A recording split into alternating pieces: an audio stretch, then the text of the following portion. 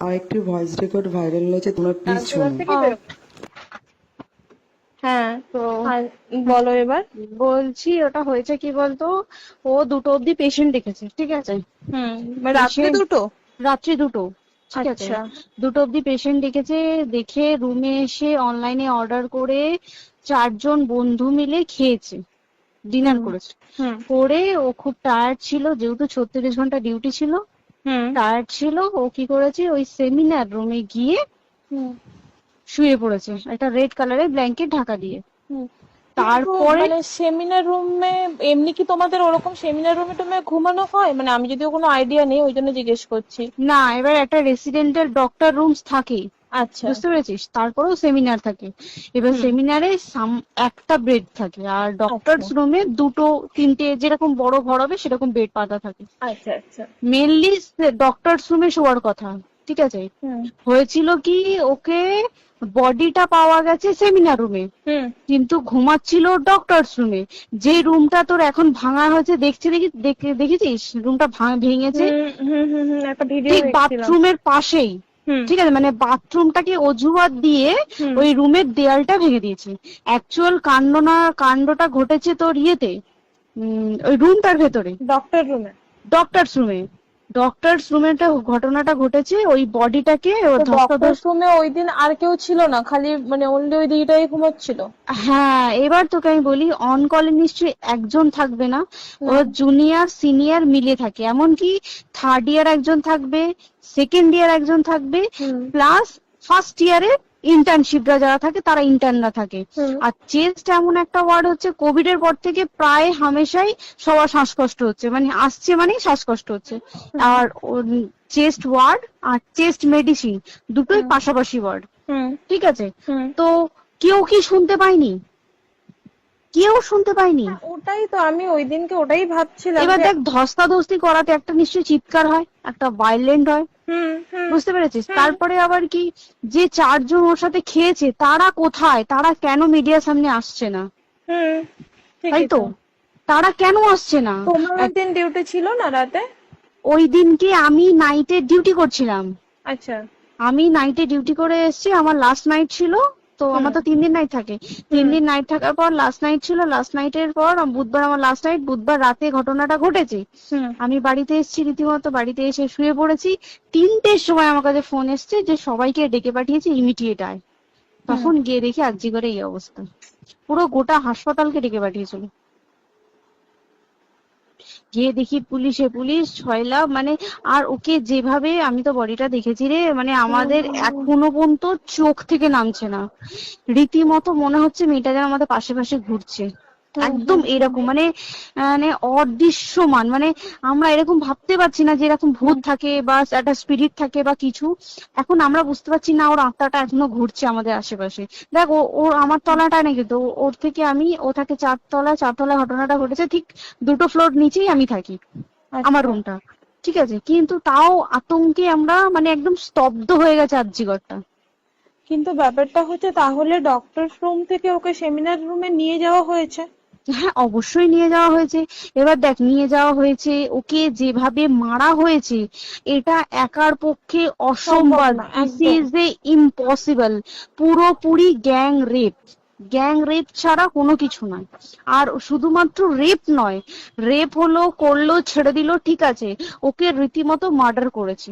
মানে মানে হিসেব মতো যা বুঝছি মানে তোমার কথাতে, হ্যাঁ, ওটা হচ্ছে ওর ওই বন্ধু বান্ধব মেবি ইয়েস, জড়িত। এক্স্যাক্টলি।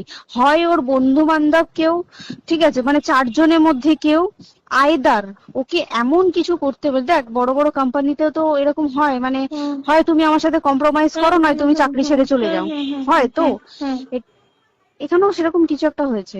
যাকে যে ক্রাইম করেছে সেও কিন্তু নর্মাল ডক্টর নয়, কিন্তু সেও একটা ভালো পোস্টে র্যাঙ্ক করছে, বুঝতে পেরেছিস? তবেই কিন্তু পুরো ব্যাপারটাকে হসপিটাল চেপে যেতে চাইছে, পুরো ব্যাপারটাকে। তাহলে এই সিভিক যে ও কোথা থেকে আসছে? এবার তোকে আমি বলি ওটা কোথা থেকে আসছে। আমাদের প্রিন্সিপাল চেঞ্জ হয়ে গেছে, ডেপুটি সুপার চেঞ্জ হুম হয়ে গেছে, তারপরে আমাদের ওই অ্যাসিস্ট্যান্ট সুপার চেঞ্জ, সব চেঞ্জ হয়ে গেছে। হুম তারপরে যে ওয়ার্ডের ডাক্তাররা ছিল, সিস্টাররা ছিল, ওয়ার্ড বয়রা ছিল, মাসিরা ছিল, সবাইকে ডেকে এখন সাসপেন্ড করা হয়েছে।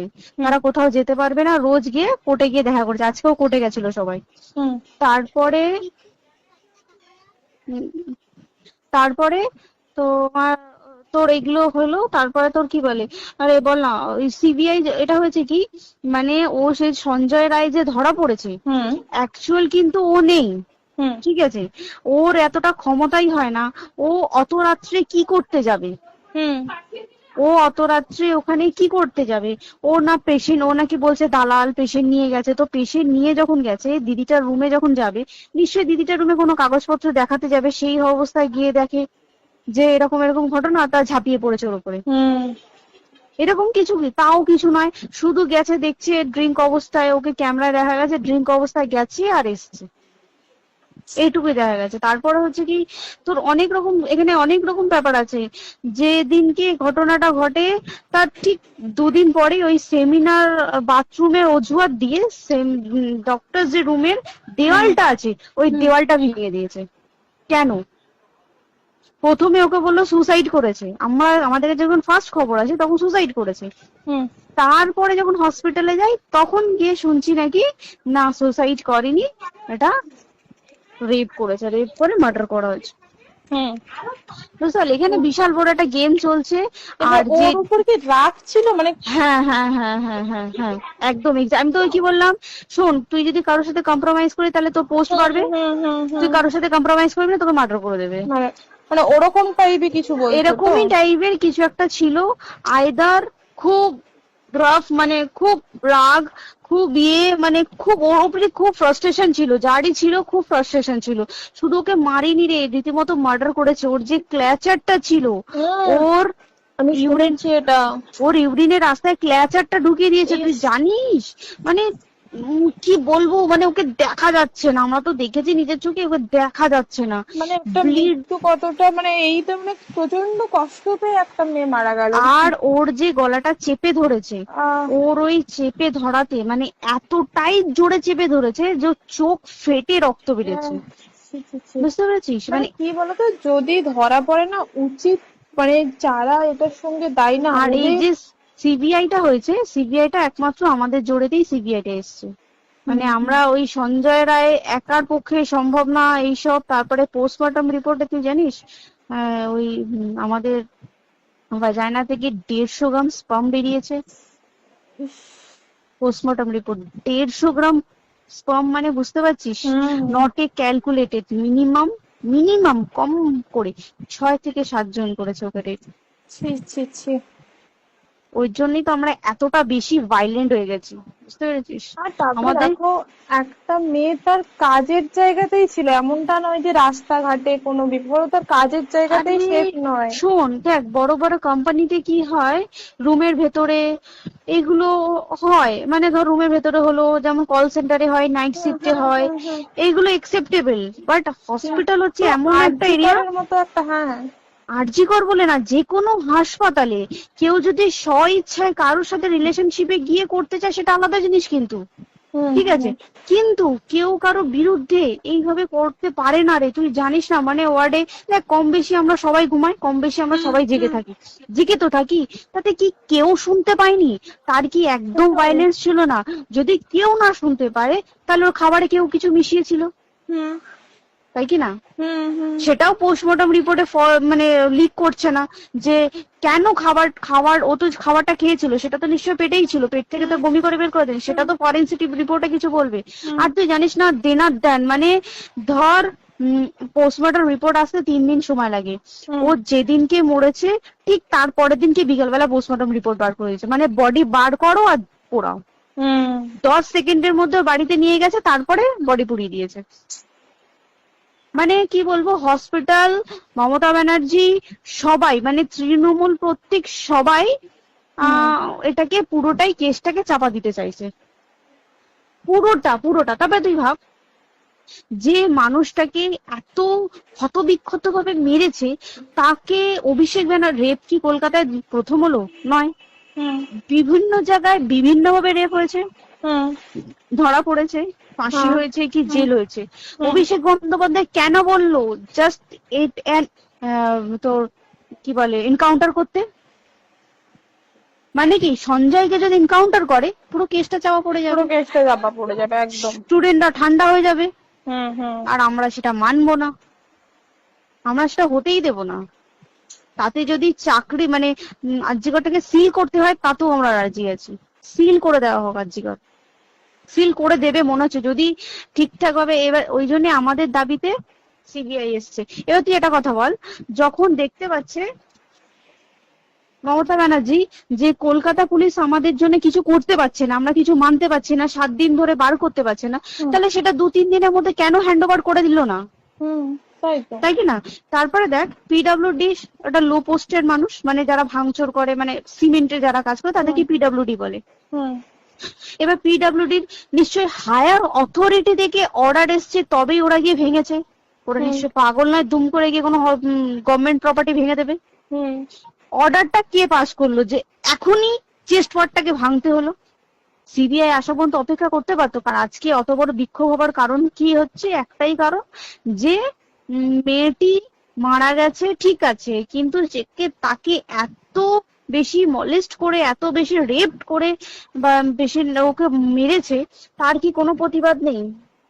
তুই কোথায় সেভ পাবি তুই আমাকে বল? তুই ধর চাকরি ছেড়ে, আজকের সরকারি চাকরি ছেড়ে তুই প্রাইভেটে যাই, প্রাইভেটও তো তাই একই অবস্থা, একদম একদম। প্রাইভেটেও একই অবস্থা। তুই কোনো চায়ের দোকান খুলে বসবি, অনার্সশিপে তুই বসলেও তাও এসে তো হাজার ছেলেরা থাকে, হুম। হাজার ছেলেরা টিজ করে, তুই কোথায় কি করবি? তাহলে আমাদের সেফটি কোথায়?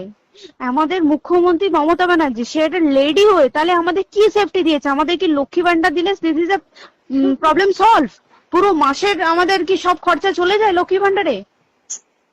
জানি না, আই ডোন্ট নো। মানে আমরা প্রচুর ক্ষেপে আছি, প্রচুর। মানে এর বিচার না চাওয়া পর্যন্ত তুই ভেবে চল কি এটা সলভ হবে না। আমরা মানে বিচার আমি নিয়ে আমি কথা বলবো। 2 দিন ধরেই ভাবছিলাম তোমাকে ফোন করবো, কিন্তু মানে এটা ওটাতে হয়ে উঠছে না। আর তোমাকে তো আমি ওই দিন রাতেই হোয়াটসঅ্যাপ করলাম না, হ্যাঁ হ্যাঁ এবার হ্যাঁ তখনই না আমি ব্যাপারটা অতটা বুঝতে পারিনি। আর আমার তার পরের দিনই ভোরবেলা ডিউটি, হ্যাঁ। তা আমি খুব তারপর সাবধানে থাকিস রে, আর খুব বলো না, সাবধানে না না। থাকিস।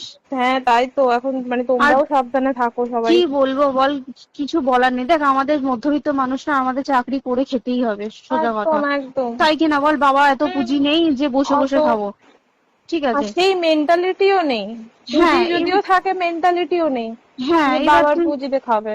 এবার একটা কথা তুই বল, চাকরিটা কোথায় গিয়ে করবো তুই একটা বল? কোন সেটাই। স্টেটে গিয়ে চাকরি করবো তুই আমাকে বল? ওই যেমন মানে এটা হয়তো আমার মা যেমন বাড়িতে থেকে 7টার মধ্যে ঢুকে যাও, দিদিকে তো ধরো অনেক রাত অব্দি 9:30 10টা অব্দি ল্যাবে থাকতেই হয় না। এবার তুই কি করবি বল, কি কি করবে করবি? বলো তো, এখন কিছু নেই। করার আছে? দেখ ল্যাবেও তো সব ছেলেরা আছে, ছেলে হ্যাঁ, আছে মেয়ে আছে। তুই একদম। কাকে বারণ করবি? তুই কাকে বিশ্বাস করবি? তুই বল। তুই ধর কলিগদের সাথে খেতে বসেছিস, ঠিক আছে, তোর টিফিনটা যদি কেউ চাইলো তুই তাকে না দিয়ে পারবি? না একদমই। আর কার মনে যে কি আছে সেটাই তো খুব কি বলবি বল? এবার তুই বল, খাবারটা যে খাবি, তোর টিফিন কেউ চাইলো বা তোকে যদি কেউ বললো কি একটু একটু খা, যেমন আমরা শেয়ারে হয় স্কুলে যেটা আমাদের আমাদেরও শিখে হয়, এসেছি, যেটা হ্যাঁ স্বাভাবিক, এটা সবারই এটা তো হয়। স্বাভাবিক। তুই বল, তাতে যদি এরকম অবস্থা হয় তাহলে কি করবে মানুষ, তুই আমাকে বল।